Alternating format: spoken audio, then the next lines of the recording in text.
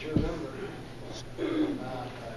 Let's conclude with Tom telling us about his business.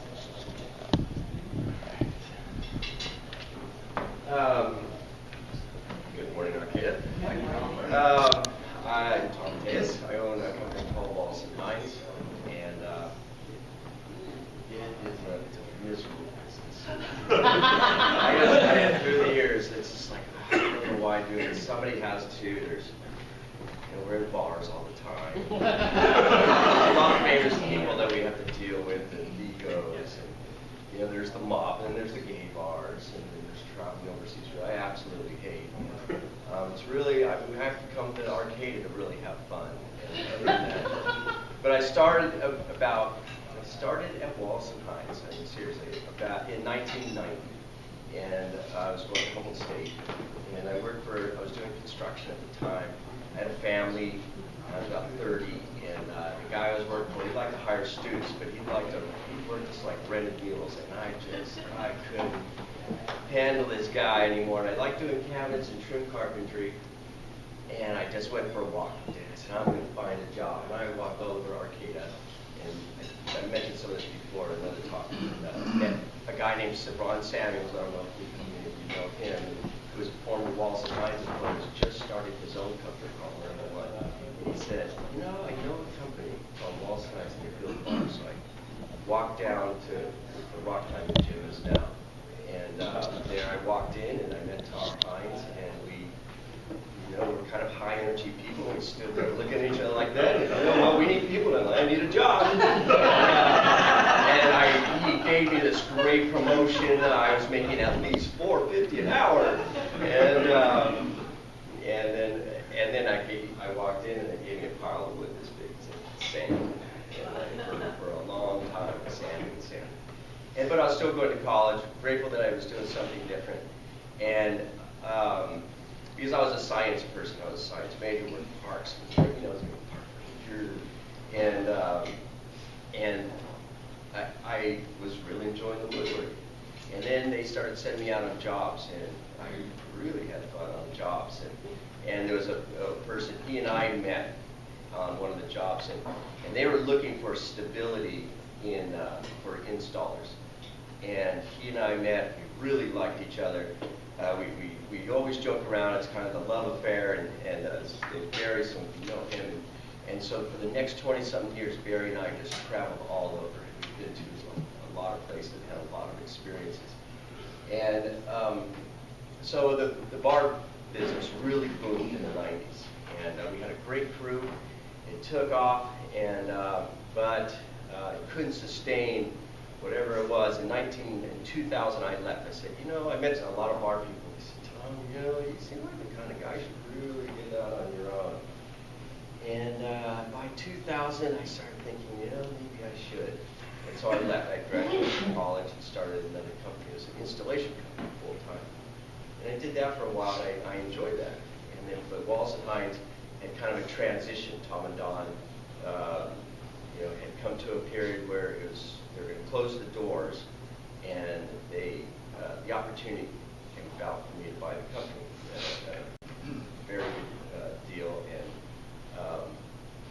and that was in 2004. So in 2004, we were still at the rock climbing gym, but we moved the factory to Blue Lake. And I had the opportunity to move there, and it tripled the size of the factory, which was great because in that other little place we were packed in there tight.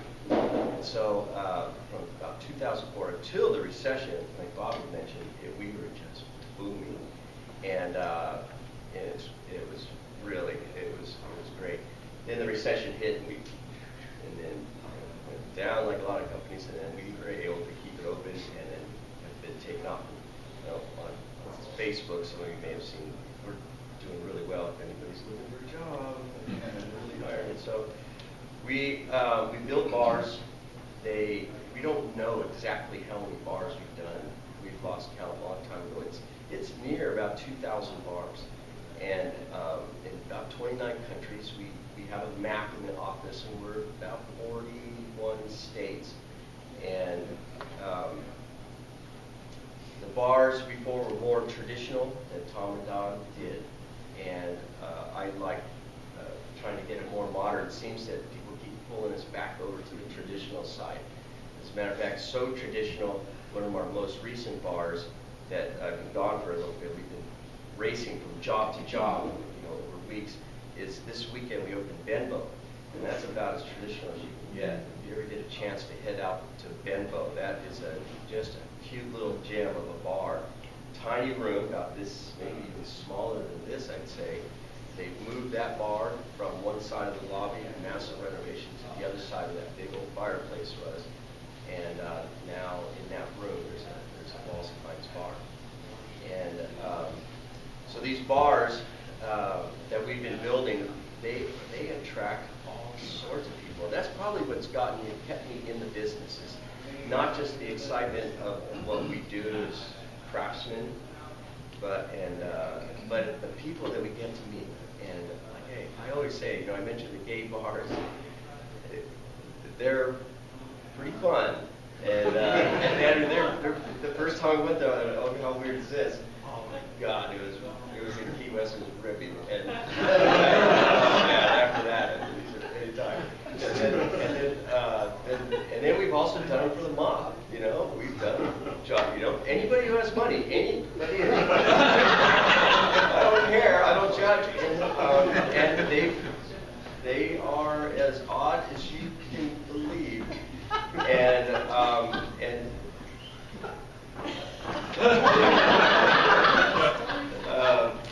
But anyway, and then there's some that we do for the military. And those are really fascinating, and those have become some of my favorites. And then we do the military job and think, well, the government's paying for that. Well, it's not really. I mean, yes, they are, but then they're not. And they have, the government has clear, they have what they call appropriated funds and non-appropriated funds. Yeah. Congress takes care of buildings, but there's certain things they can't pay for with our tax dollars. So if the military needs a building, they'll fix the building. But what goes into it, say a bar, that's not their business. They have other organizations that have to manage it, and they have to show profit. There are some exceptions, and that is when a military base, for example, is such high security. That would be, and there are some around the country, for example, in Crete, it's such high security that the military has to be on call immediately. They might only be allowed one beer in a day, maybe two, but they'll come off a shift, they have a bar to go to, it's usually minimal, and then because they're not allowed to leave, and that becomes an appropriated bar. They're saying, okay, we want certain kind of necessities. It's so stressful where they're coming from that we want a place for the troops to be able to relax, to come back and feel like a human again. And if it means basketball courts or hanging at a bar, they get it. So those are when we have appropriated fund bars. But some of the other non-appropriated fund bars are, those are just, they'll be nice restaurants. They might be a gym that we do. They might be coffee, which we just did. Also, while we're doing Benbow, we're doing a military project in Southern California. And it's a coffee house. There's a base that has absolutely, can't believe it, but even in California, we have a base that doesn't even have a soda machine. No coffee, no soda, no restaurant, no anything. It's in San Pedro, and it's at lunchtime. If you want anything, you want to go buy a bottle of water, you got to go out the base around the corner to 7-Eleven. Well, we built this bar in the 80s, the Wallace Hinz bar. They saw the medallion, looked us up, and said, hey, we're going to rebuild this for us. So we brought the barn back here, rebuilt the whole thing, made it a little more modern, some of the fixtures, and now we just installed it, and so they have their base. But anyhow, bar building, it's fun, it's exciting. If you want one for your home, if there's anybody in here. I say it's a magnet, let me tell you. Yeah, I heard they've changed people's lives. Yeah, you go to the house and so anyway, thank you for letting me get up here. Time for one question.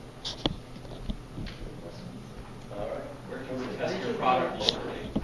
Where are you? Well, there's one at the end of this room. There's one at the end of this building, and there's about 5 right here